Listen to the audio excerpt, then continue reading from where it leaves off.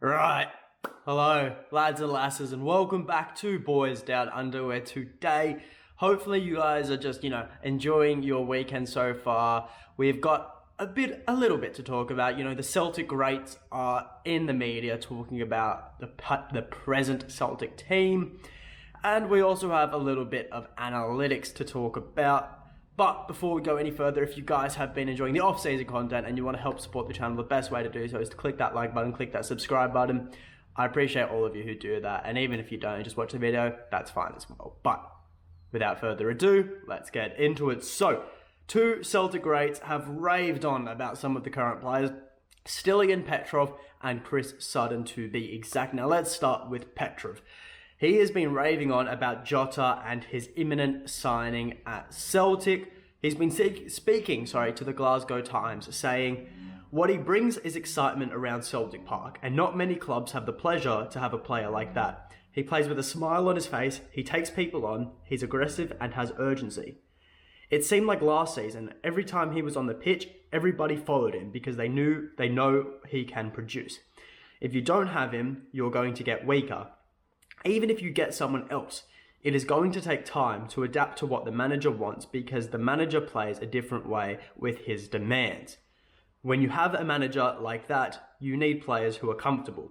He was scoring goals, he was creating goals, he makes the difference in the final third, and that's what you want the difference. That's where you want the difference to be made. He's one of those players, he has an important part, and I hope that can be resolved quickly. So Petrov is clearly a fan, right? And he speaks probably for the whole Celtic support. And for me at least, I won't, take credit for all of you guys. But I said in yesterday's video, Jota is the X factor of this team. When he's on, he can change a game with just a couple of step overs, right? And he will 100% turn up for Celtic in a season where we need him to turn up. Last season it was about rebuilding. We won the league in the end. So we did a fine job of that, but this season it's about making our mark in Europe because Champions League football, it's not a joke, but Jota is one of those players who will live up to the expectation and shine on the global and European stage. Now, on to Chris Sutton, who has been raving on about Josip Juranovic in an article he wrote for the Daily Record. Now, this is a weekly column that Sutton has in the paper, and today he's gone on about Juranovic saying, "Juranovic has performed well, collected 2 winners' medals already, and he seems content at his work." Now let's be clear, I don't know the guy at all, never met him, but everything you hear about him says he's strong within the group and a popular one amongst the squad. You can see he acts on the pitch. When Dyson Maeda scores a goal, he joins him and copies the Japanese's goal celebration. When Giorgos Giakoumakis was on a hat-trick against Ross County in March, Celtic got a penalty and Juranovic, the normal taker, chucked the Greek the ball to complete his treble. It's just those little things which say a lot. Then you couple that with the type of performance that he had against Rangers at home in the 3-0 win and the Panenka penalty he scored in Leverkusen. It shows the quality of player as well as character. And he's speaking facts, it's very, very true. Everything he says is true. Juranovic has that, He has been absolutely extremely popular with the whole team this year. You can see it, not just on the pitch, but in these little interviews. There's these interviews that the Celtic YouTube channel does, and they ask questions about the squad. Juranovic's name is always popping up there. It's clearly he is, beloved by his teammates, right? And his performances, we don't even need to talk about how good and how amazing he's been this season, immense, right? He's just clearly and easily the best fullback in the league. And I still struggle to comprehend how a player of his quality only cost us £2.5 million. But that's another topic. That is just the biased football market where if you're not in one of the top 5 leagues, you don't warrant a fee any more than £20 million, let alone £10 million in most cases, right? And anyways, though, it's great to see, former Celtic players come out and just praise the new generation of Celtic talent, right? It'd be easy for both of them to come out and to ramble on about how back in their day this wouldn't happen, or if they were playing in this era, it'd be a lot different and whatnot like that. But no, they're both loving what they see from Celtic nowadays, and they're willing to say so in the media. They're full of praise for the work Ange has done for the players he's brought in, for the players' performances. Sorry, just wow, that was a bad one. Anyway, sorry, got a cough now. Anyways, but it's just great to see, and because the players, I'm sure they don't take much thought of what the media is saying about them, right? I don't really think they could care less as to whether they're portrayed in a negative or positive light.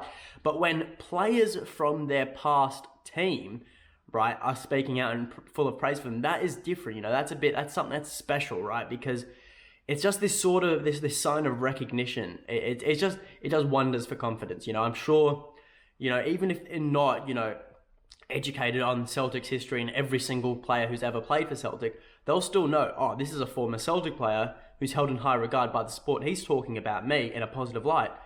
That's amazing, right? You get what I'm saying?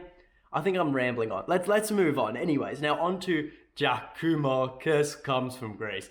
As when he plays, he scores with these. Sorry, none of that today, because if I keep chanting, I will go back into another coughing fit, which it just so frustrating. Anyways, regardless though, a crazy stat today has been released by @OptaAnalyst on Twitter, saying that including penalties, Giorgos Giakoumakis averaged 1.11 goals per 90 minutes in the Scottish Premiership. So, doing a bit of math here, I hate to do math on the weekend, but it is what it is. If he played every single minute of the Scottish Premiership, he would have finished the season with 42 goals.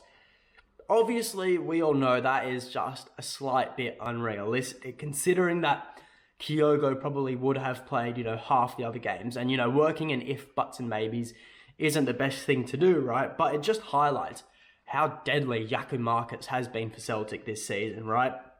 And how deadly and clinical he can be in front of net. The fact he finished equal top goal scorer of the Premiership despite only playing half a season is ridiculous, right? And looking back at a lot of his games, he could have scored so many more goals as well, and he could have finished outright top goal scorer if he had one more chance in front of goal, right? He's a clinical finisher, and in my eyes, he had one of the best turnarounds of a Celtic player could, and one of the quickest turnarounds in the eyes of the fans, right? From the first half of the season where he was consistently injured, he arrived injured, he missed he missed the crucial penalty against Livingston, right? It just all seemed so bad for him. And you had fans in the media, on fan media websites just calling him lazy, calling him, very just what I can't think of the word, just lazy and just not built for Celtic. They'll compare him to Kyogo, saying, Celtic don't need a target man like Giakoumakis, we need someone with movement like Kyogo. But then come the second half of the season, and he has been an absolute revelation. It was like signing a new player in the January transfer window, and he's just been incredible in the back end of the season, absolutely incredible. I think he only scored one goal in the second half of the season where he took more than one touch, right? That just shows how clinical and how great of a poacher he is in front of net, right? And a target man. Now, heading into this season, with him fully fit and with Kyogo fully fit, I know Ange will he will only play a two-striker formation if absolutely necessary, if he has no other options, as we saw against St. Johnstone, I believe, just before the winter break. It'd be pretty cool, though, to see how Kyogo and Giakoumakis would link up together up front, because Giakoumakis, right, despite being, a one-touch finisher, he is also very good at contributing to the build-up play, whereas Kyogo, on the other hand, he just moves and he scores. He doesn't really get involved. He probably has max maybe around 10, 11 touches per 90 minutes, right? But he still somehow scores like 1, 2, 3 goals a game. And,